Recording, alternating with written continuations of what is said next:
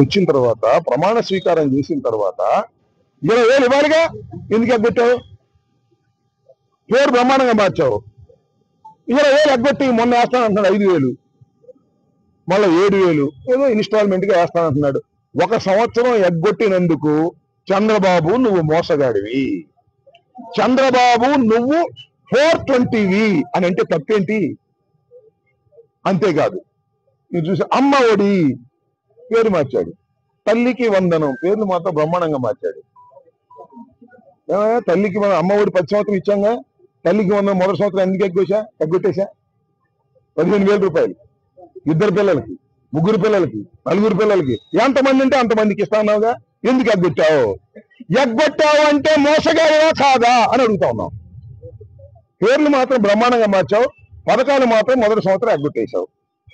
ఎగ్గొట్టేసి ప్రజలకు అన్యాయం చేసినటువంటి నువ్వు ఇవాళ రైతుల గురించి మనం మాట్లాడుతున్నాడు. అన్నదాత సుఖీభవ రిలీజ్ చేసేటప్పుడు నేను ఎంతకాలం ఏదో తప్పు కొద్ది పొరపాటు కూడా మాట్లాడాను, నేను ఎంతకాలం ఉన్నంత కాలం రైతులకు భరోసా నేను అన్నాడు. నువ్వు ఉంటేనే నాశనం అయ్యా. నీ కాలు పెడితేనే పంటలకు గిట్టుబాటు ధర రాదు, నీ కాలు పెడితేనే పంటలు సరిగా పండవు, నీ కాలు పెడితేనే ఎరువులు సక్రమంగా అమ్మాయి. ఇవాళ పరిస్థితి ఏంటండి? ఇవాళ రాష్ట్రంలో రైతాంగం ఎరువులు వేసే సమయం వచ్చింది, వర్షాలు పడ్డాయి, పంటలకు విత్తుకున్నారు, ఎరువులు వేయాల్సిన పరిస్థితి ఉంది. యూరియా వాడకం చేయాలా? అందుతున్న యూరియా లైన్లో నిలబడుతున్నారు. ఎండలో మండు టెండలో లైన్లో నిలబడి దొరక్క ఆవేదన చెందుతున్నటువంటి రైతాంగాన్ని చూసినప్పుడు సిగ్గు లేదా నీకు అని అడుగుతా ఉన్నా.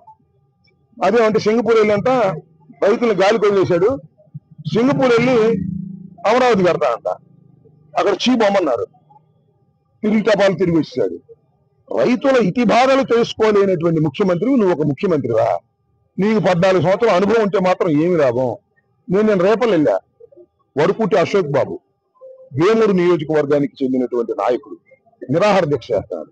ఏంటో తెలిసే ఇష్యూ, 7 కిలోమీటర్లు బట్టిపోలు నుంచి కనగాల వరకు 7 కిలోమీటర్లు డ్రైన్ లో గుర్రపు డెక్క వచ్చేసింది. అది మునిగిపోతుంది. వర్షం రాగానే, నీళ్లు రాగానే, కాలువ రోగంగానే పొంగిపోయి పక్కన అంటే 5-6 వేల ఎకరాలు మునిగిపోతుంది. అది బాగు చేయాలి అని చెప్పాడు, బాగు చేస్తామని మొదలెట్టారు. మళ్ళా 10 నుంచి ఆలోచన, వడుకుట అశోక్ బాబు చెప్తే మీకు మొదలెడతారు, తీసేయండి ఆపేయండి అన్నారు, ఆపేశారు. ఏమిటి అన్యాయం? దాని మీద నిరాహార దీక్ష చేసే పరిస్థితిలో ఉన్నాడు. నువ్వు 7 కిలోమీటర్లు గుర్రపు డెక్క తీయలేని వాడివి సింగపూర్ వెళ్ళి అమరావతిని నిర్మిస్తావంటే నమ్మేది అంత మోసం, దగా తప్ప రెండోది లేదు. దాన్ని పురస్కరించుకొని రైతులకు జరుగుతున్నటువంటి అన్యాయాన్ని ప్రభుత్వ దృష్టికి తీసుకొచ్చి ప్రభుత్వం మీద ఒత్తిడి తీసుకురావాలనే ఉద్దేశంతో రాష్ట్ర వ్యాప్తంగా పిలుపు మేరకు ఈరోజు మేమందరం పెద్ద పెద్ద నాయకులు గ్రీవెన్స్కి వచ్చాం. సామాన్యుల్లాగా వచ్చి మెమోరాండాన్ని సమర్పించాం. ఏం యాక్షన్ తీసుకుంటారో చూస్తాం. యాక్షన్ తీసుకోకపోతే వెంటబడతామని మనం చెప్తున్నాం. మరొకటి కూడా చెప్తున్నా, సూపర్ 6 అని చంద్రబాబు నాయుడు ప్రకటించిన సూపర్ 6 మొత్తం అమలు చేసేంత వరకు చంద్రబాబు నాయుడు వెంట పడుతూనే ఉంటుంది వైఎస్ఆర్ కాంగ్రెస్ పార్టీ. గుర్తుపెట్టుకోమని మనం చేస్తున్నా. నువ్వు ఎగ్గొట్టిన 2 సంవత్సరాలు కూడా మళ్ళా కక్కిస్తాం ప్రజా ఉద్యమాల ద్వారా. 2 సంవత్సరాలు ఎగ్గొట్టావు, అమ్మఒడి ఎగ్గొట్టావు, అదే తల్లికి వందనం ఎగ్గొట్టావు, రైతు భరోసా, అదే అన్నదాత సుఖీభావ 1 సంవత్సరం ఎగ్గొట్టావు. ఈ 2 సంవత్సరాల బాకీని ప్రజలకి, రైతులకి, బస్సు కూడా వీటన్నిటిని కక్కించేంత వరకు ఈ వైఎస్ఆర్ కాంగ్రెస్ పార్టీ చంద్రబాబు వెంట పడుతుంది ప్రజాస్వామ్య పద్ధతుల్లో అనే విషయాన్ని మర్చిపోవద్దని మనం చేస్తున్నా. ఇప్పటికీ